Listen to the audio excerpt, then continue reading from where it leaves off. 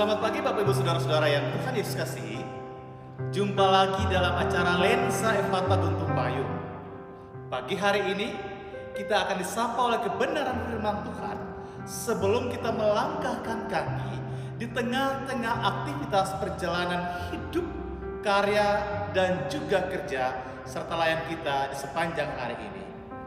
Hari ini kita akan membaca dan merenungkan kebenaran firman Tuhan dari kitab Perjanjian Baru, kitab Kisah Para Rasul pada pasal yang ke-22 ayat yang ke-23. Namun mendahulunya, mari kita berdoa. Bersyukur untuk kehidupan yang Tuhan karuniakan bagi kami dengan ditebakannya kami di hari yang baru di pagi hari ini.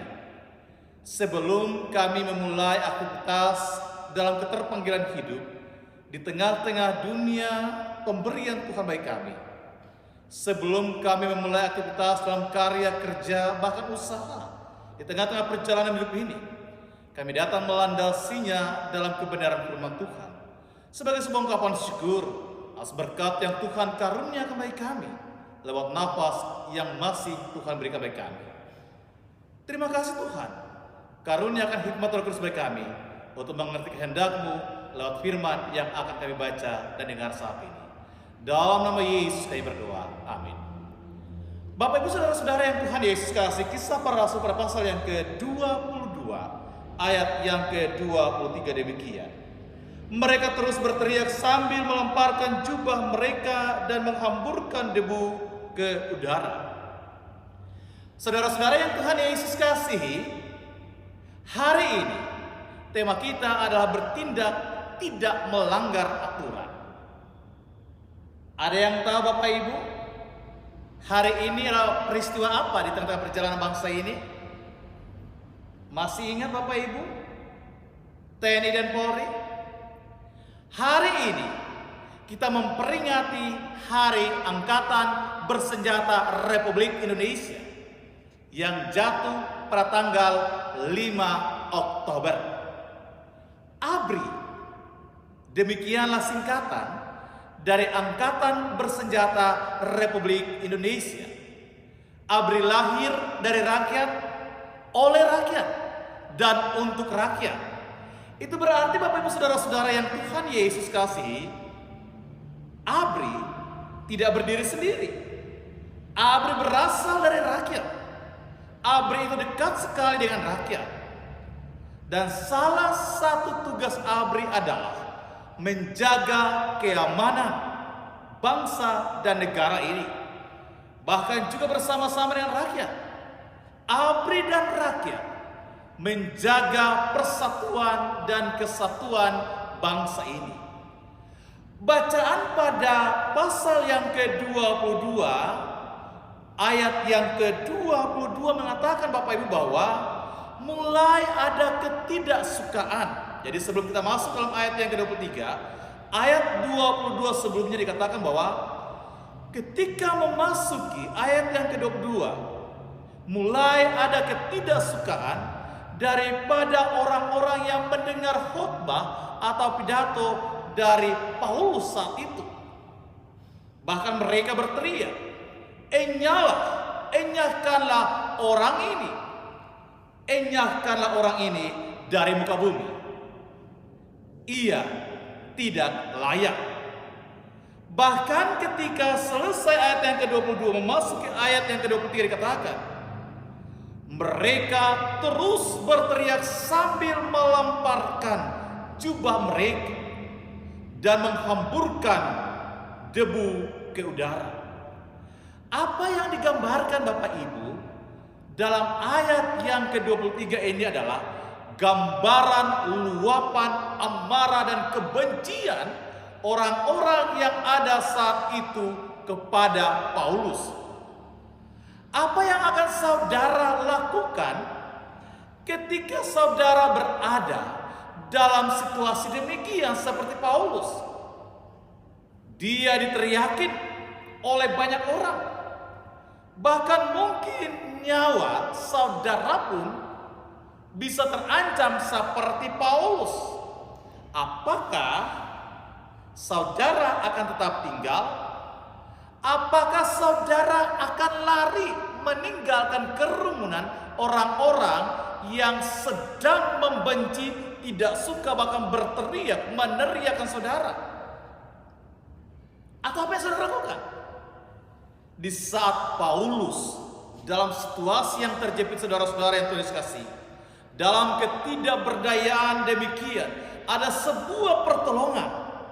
Ada sebuah pertolongan yang datang lewat seorang kepala pasukan yang memberi perintah untuk membawa Paulus ke markas. Istilah markas, Bapak Ibu saudara-saudara yang Tuhan Yesus kasih, kita semua tentu tahu. Biasanya istilah ini kita kenal dalam dunia militer.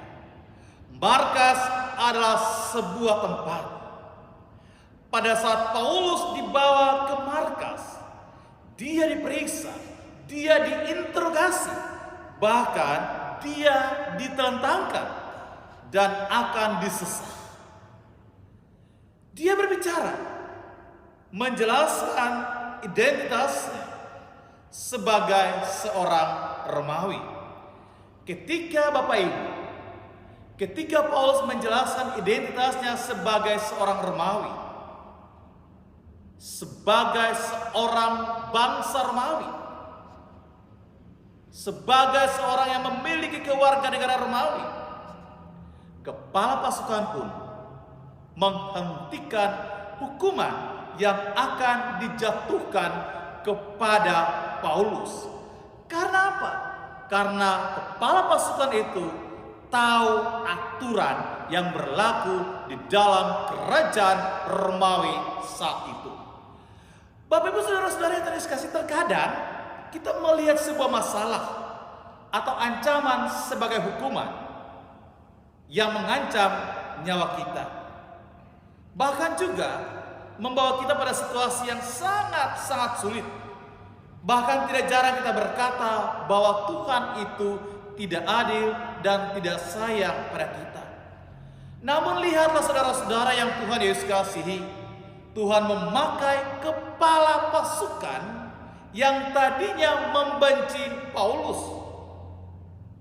berubah menjadi seorang penolong untuk menyelamatkan diri Paulus dari ancaman banyak orang yang tidak suka dengan diri Paulus.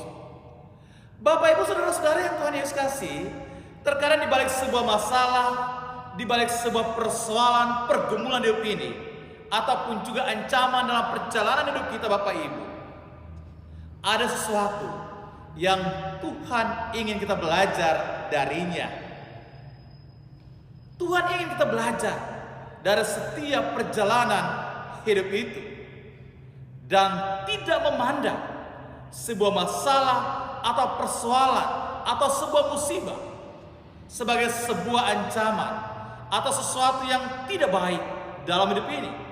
Bisa jadi Bapak Ibu, di balik sebuah perjuangan hidup ini, di balik sebuah masalah pergumulan hidup yang kita alami, bahkan ancaman yang mengancam nyawa kita sekalipun, kita akan berjumpa dengan sesuatu yang baik dan yang kita belajar darinya. Kita berjumpa dengan sesuatu yang baik, lalu kemudian kita belajar darinya. Mazmur 121 mengatakan bahwa Tuhan adalah penjaga kita yang setiap saat selalu menjaga, bahkan menolong kita dalam setiap perjalanan hidup ini. Bahkan Yesaya pada pasal yang ke-43 ayat yang kedua pun berkata demikian Bapak Ibu.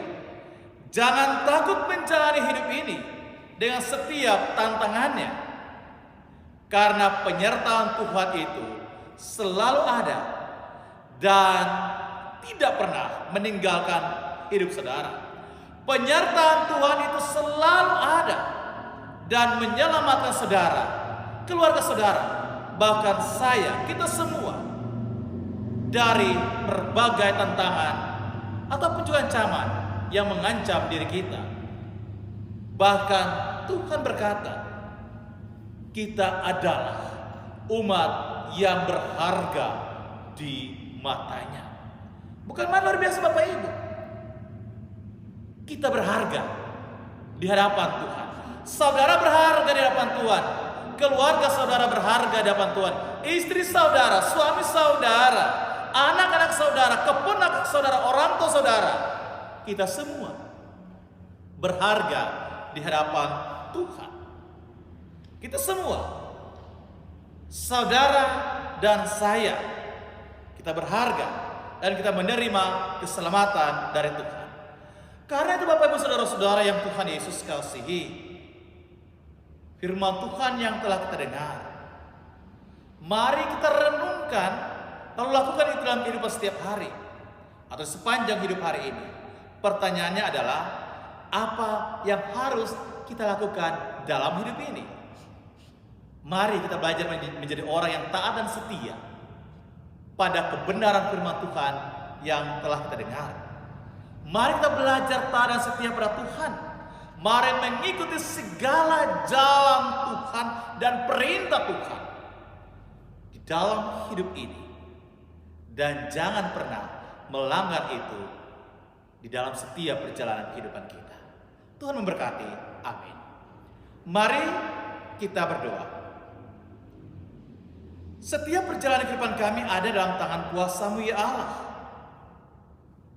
Hidup kami bagaikan seorang pemain film sinetron, dan Engkaulah sang sutradara itu.